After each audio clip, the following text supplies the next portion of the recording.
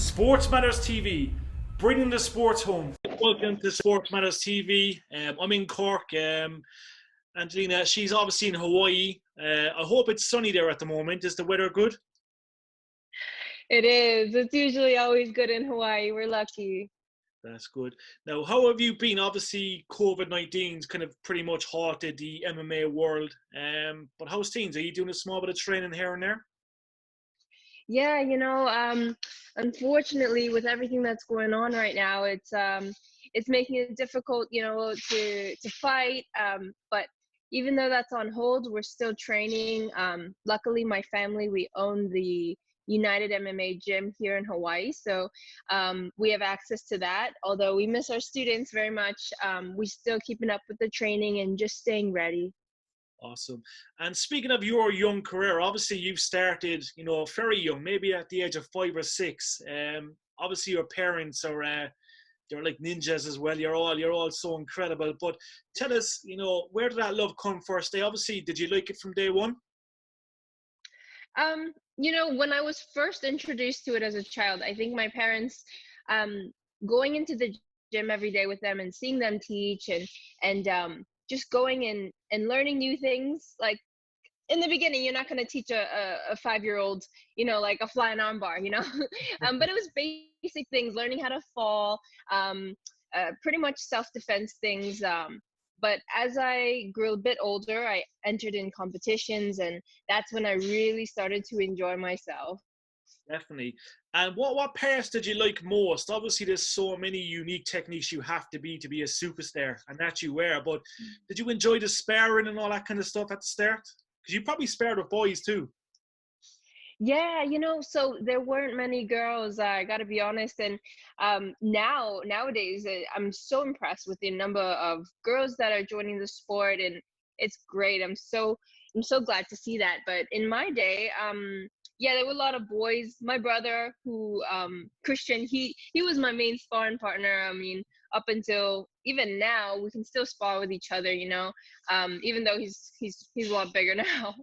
But yeah, I mean, I think it's good because it makes you that much tougher. And then when you go with the girls, it's like, oh, it's you know, it's not as bad because the boys, they're often bigger, heavier, stronger, and you have to work around that. You got to work with what you got. And yeah, I think it's a good thing. It made me tougher. Most definitely, and like your amateur days were incredible. Like you achieved so much, and then we seen you, go pro, 2015. Tell us about one championship is huge. Like I'm always to this day watching it. Obviously the time difference in Ireland is a small bit different, but what's it like to fight for one championship? Because it's incredible. We're seeing so many great fighters. Thank you. It's been a crazy journey with one. I joined one, shortly after my amateur career, which is only 3 fights. But in 2015, I got signed, and it was an amazing thing, such a coincidence, because my family is actually my dad. He was born in Singapore, and that's where the company is based out of. A few years ago in Singapore, maybe uh, 10 years ago, before I started fighting for one, not even that, there was no sign of MMA whatsoever. It was crazy. There was no gyms. You couldn't buy any gear or anything. And now it just exploded into this MMA scene. And it's pretty much the headquarters of MMA in Asia.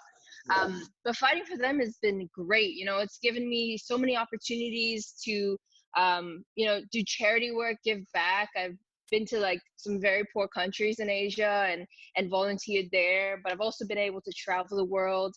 And just the production level, when you fight there, it's really like a show. It's a huge event, and I love that about it. Definitely, and like I know you're obviously you were born in Vancouver, I believe.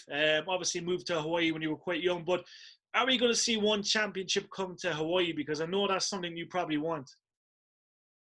Definitely, I've been asking them from the moment I got signed. Then I became champion. I've been saying, you know, if you come to the U.S., which they were planning to this year, I said, please, please, please make Hawaii your first stop, because people love it here. There's a huge fight culture, and even UFC hasn't been able to come to Hawaii yet. So I think that would be huge for one. Yeah, I think Bellator were there a while back, so hopefully we'll see you there in the near future. That'll be awesome. Um, Now, speaking of your career, okay, you've had an incredible career. Obviously, you're a champ. We know you made a step up to strawweight to try and become a double champ. Do you think you'll fight at strawweight again? Obviously, we've seen how impressive you were. Do you think that's something that might happen in the near future again? Definitely. I felt really good at strawweight. I felt like that was really a perfect division for me. Um, and hopefully, this year I can make one more run for it, because that's definitely a goal of mine. The first two division female champ in one, that would be great. Definitely. And speaking of COVID-19, obviously it's hot to the whole world. Obviously you had big plans, perhaps in the last few weeks and months. Do you reckon you might get a fight, towards the end of the year? Because obviously we've seen UFC's kind of back there on the fight island. But do you reckon we might see it back in, in the ring before the end of the year? Is that something, one championship we're talking about? Definitely. I think right now it's really hard time to predict when the fights are going to be back on, because it's changing day by day. But the main thing for us fighters is to stay ready, and whenever, wherever that may be, we're going to jump on that opportunity. I know myself, my brother, everyone's itching to get back in there, get life back to normal. So, we just wait and see. I love it. Now, for all the ladies that enter all the gyms, because we're seeing more ladies go to MMA gyms to be fighters and stuff, thanks to yourself and some great fighters. But what advice can you give to them? Obviously, it's a really tough industry. Some people don't like being punched, but what advice can you give to them? Yeah, it's real intimidating, if you step into the MMA gym for the first time. And so whenever we have ladies come in and try a class here, I try to be very friendly. And I tell them to take it just one step at a time, because that's really all you can do. I mean, don't just dive into the deep end, I mean, start little by little, do the class, do the stretches, do the exercises, and don't feel embarrassed. It's going to feel weird at first. But everyone's got to start somewhere. And I'd say, if you're uncomfortable with some things like the sparring and such, maybe sit out some days, just watch. You can learn a lot by watching. And then when you feel like you're up to it and you build up that kind of courage, then step in there. And it's very important also to tell your training partner, hey man, this is my first sparring class. Please, don't kill me, take it easy, and stuff like that. Communication is really key, because if you get the wrong partner, it can be a bad experience for you. It can be traumatizing, and you won't want to come back. So that's not what we want. And just start small and build yourself up to it.